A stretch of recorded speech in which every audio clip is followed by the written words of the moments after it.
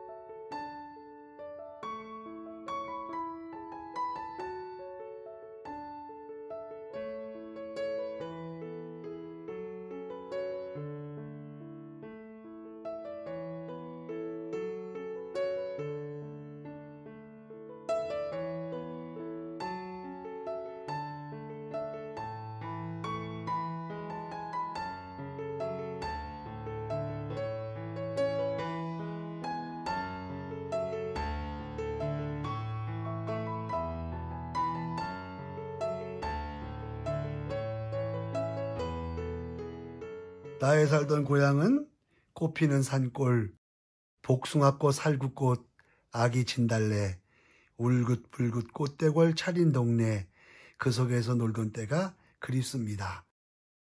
네, 이 동요를 모르는 사람은 거의 없을 것 같습니다. 정말 이 고향이라는 게 얼마나 중요한지 모르죠. 아무튼 이 글을 쓰면서 여러분한테 몇 가지 얘기하고 싶은 게 있습니다.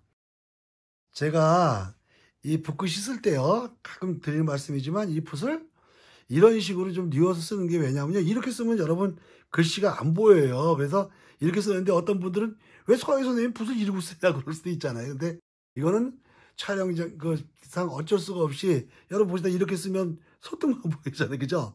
글씨가 안 보이잖아요. 그래서 이렇게 쓴다고 하는 걸 여러분 이해해 주시고, 그 다음에 글씨는 많이 쓸수록 느는 겁니다. 다시 말씀드리지만 그냥 이렇게 눈으로 봐가지고 잘 쓸 것 같아서 누군 못 쓰겠어요. 그죠? 그냥 이론적으로만 안다고 쓸 수 있는 것도 아니고 이거는 많이 쓰는 분들이 잘 쓰게 되는 겁니다. 아무튼 여러분 열심히 따라 써주시기를 다시 한번 부탁드리면서 오늘 몇 가지만 얘기하고 싶습니다. 일단 여기서 보면 여기 보면 나의 사는 고향 꽃피는 산골 뭐 복숭아꽃 살구꽃 이 꽃자가 참 많이 나옵니다.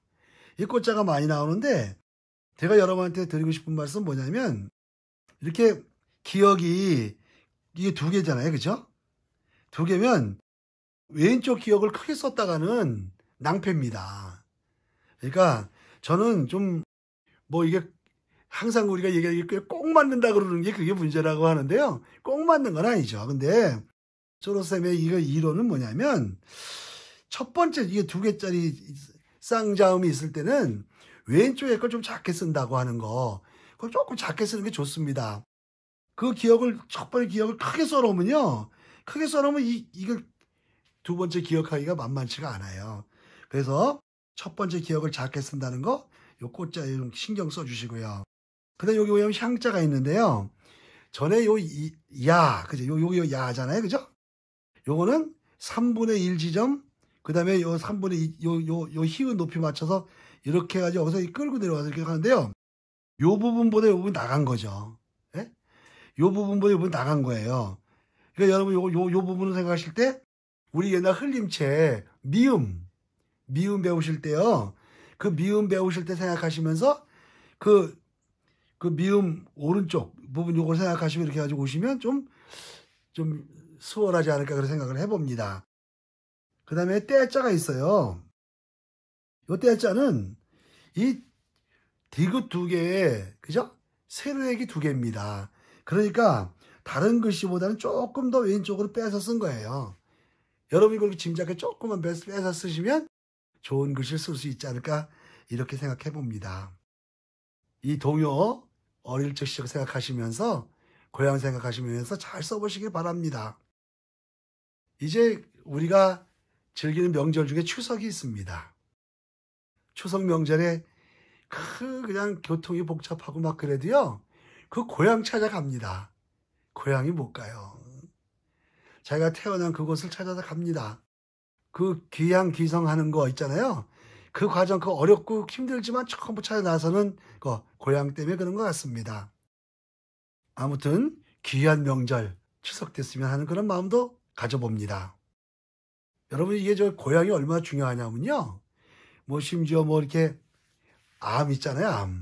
암 같은 거 이렇게 좀 어려운 질병에 걸리거나 그런 분들은 있잖아요. 도시 생활에 나가서 막 이렇게 있다 보면 그걸 치유하는 방법 중에 하나가 고향에 찾아가서 옛날 고향 시골에서 나오는 그 샘물 있잖아요. 물. 그것도 먹어보고, 고향 음식도 먹어보고, 고향 냄새도 맡아보고, 고향 땅도 밟아보고, 그러면 치유가 잘 된다고 하는 그런 설도 있어요. 그 마음에서 오는 건지 그 치유가 된다고 하는 거예요. 그러니까 고향이라고 하는 게 얼마나 우리에게 주는 그런 의미가 있지 않나 그런 생각을 해봅니다. 또 수다가 있는 거 하나 더, 수다가 있는 서예교실이니까요, 한 가지만 더 해보겠습니다. 귀향을 하면 또 할 때마다 여러분 에피소드가 있는데 이런 일은 있어서는 안 될 것 같습니다. 그 가는 열차나 버스에 자리 잡기가 힘든 거예요. 그죠? 기차. 특히. 기차를 타고 가는데, 젊은 사람이 말이야, 거기 노약자 보호석에 거기 앉아가지고 이제 눈을 감고 있는 거예요. 눈을 감고 싹 자는 척하고 있었어요. 그랬더니 뭐 웬만한 또 요새 어르신들도 젊은 친구들이 얼마나 힘드냐 고생하냐 해서 그냥 다 눈 감아주고 그러기도 많이 하거든요. 근데 어떤 할아버지가 그래도 또 좀 짓궂은 할아버지인지요. 여튼 그래서 할아버지가 가서 젊은 사람 툭툭 치면서 일어나라고. 그러니까 젊은 사람이 눈을 뜨고 일어나니까 왜 그러냐 그러니까 할아버지 하는 말이 여기 우회를 가르치면서 여기가 경로 우대석이야. 딱 그러니까 그 젊은 친구가 하는 말이 나 피곤하고요. 난 기차 이거 차비 다 내고 탔어요. 나도. 딱 그러면서 할아버지한테 이제 한 거예요. 피곤했는지 이렇게 얘기를 한 거죠. 그랬더니 할아버지가 하는 말이 여기는 돈 내는 사람이 타는 게 아니라 돈 안 내는 사람이 타는 데야. 그랬다는 거예요. 아무튼 여러분 제가 참 웃자고 하는 얘기인데요. 노인들 어르신들 공경해야 되고 또 어르신들은 젊은 우리 손자 아들 같은 사람들이 얼마나 지금 힘들게 일하고 있는지 그걸 이해한다면 이런 일 없을 거예요. 이런 사소한 일로 기분 나쁘면 안 되겠죠. 즐거운 명절 되려면 그래서 안 될 것 같아요. 여러분, 여러분의 고향을 찾아서 시간 내서 한번 찾아보는 거 얼마나 좋은지 모르겠습니다. 오늘도 유익하셨다면 구독과 좋아요를 부탁합니다. 여러분, 아름다운 고향 생각하면서 행복에 젖어보시기 바랍니다. 초로쌤의 서예교실을 마칩니다. 여러분 감사합니다.